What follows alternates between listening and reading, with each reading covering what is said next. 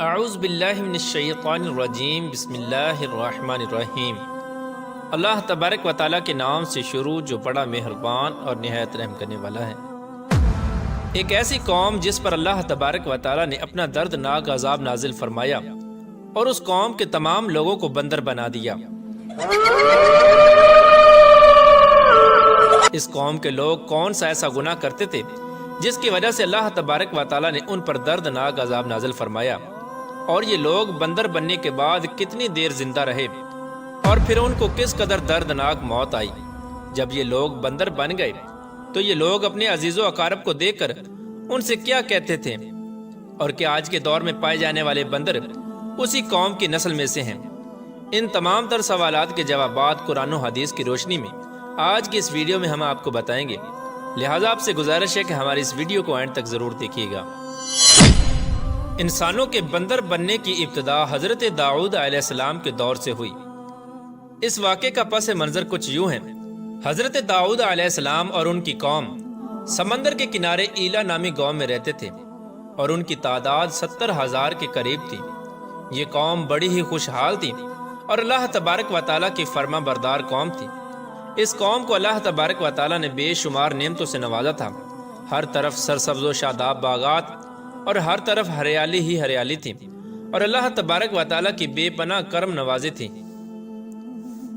یہ لوگ اپنی اس زندگی میں بہت ہی خوش تھے۔ حضرت داؤد علیہ السلام کی قوم چونکہ سمندر کے کنارے رہتی تھی تو اللہ تبارک و تعالیٰ کا ان پر یہ خاص کرم تھا کہ سمندر کے اس کنارے پر بے پناہ مچھلیاں آتی تھیں جن کا یہ لوگ کاروبار کرتے تھے اور بہت ہی خوشحالی والی زندگی گزارتے تھے۔ جب یہ قوم اللہ تبارک و تعالیٰ کی نعمتوں کی وجہ سے خوشحال ہو گئی تو اللہ تبارک و تعالیٰ کی نافرمانی پر اتر آئی اور طرح طرح کے گناہوں کے اندر مبتلا ہو گئی۔ اور پھر ایک دن اللہ تبارک و تعالیٰ نے اس قوم کا امتحان لینے کا ارادہ کیا اور حضرت داؤد علیہ السلام کو وحی بھیجی کہ اپنی قوم سے کہہ دیں کہ وہ سنیچر کے دن یعنی ہفتے والے دن مچھلی کا شکار کرنا بند کر دیں۔ اس طرح اللہ تبارک و تعالیٰ نے حضرت داؤد علیہ السلام کی قوم پر ہفتے والے دن مچھلیوں کا شکار حرام فرما دیا، اور پھر یہاں سے اس قوم کی بربادی شروع ہو گئی۔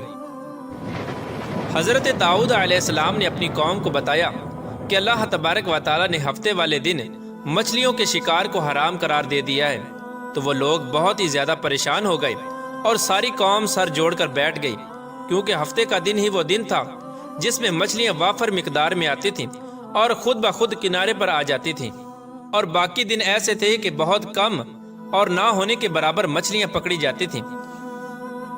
اس قوم کا گزر بسر چونکہ مچھلیوں کے شکار پر تھا، اس وجہ سے اللہ تبارک و تعالیٰ کا یہ حکم سن کر یہ قوم پریشان ہو گئی۔ یہ نہیں جانتے تھے کہ اللہ تبارک و تعالیٰ کی طرف سے یہ ایک آزمائش ہے۔ پھر ایک دن شیطان نے ان کو وسوسہ ڈالا کہ سمندر سے نالیاں نکال کر خشکی میں بڑے بڑے حوض بنا لیے جائیں۔ جب ہفتے والے دن مچھلیاں آئیں گی تو وہ نالیوں سے ہو کر ان بڑے بڑے حوضوں میں آ جائیں گی، اور اس طرح پھر ان نالیوں کا منہ بند کر دیا جائے، اور پھر اگلے دن یعنی اتوار والے دن ان کو پکڑ لیا جائے۔ شیطان نے اس قوم کے لوگوں کو ورگلایا کہ اس طرح ہم ہفتے والے دن شکار سے بھی بچ جائیں گے اور مچھلیاں بھی ہاتھ آ جائیں گی،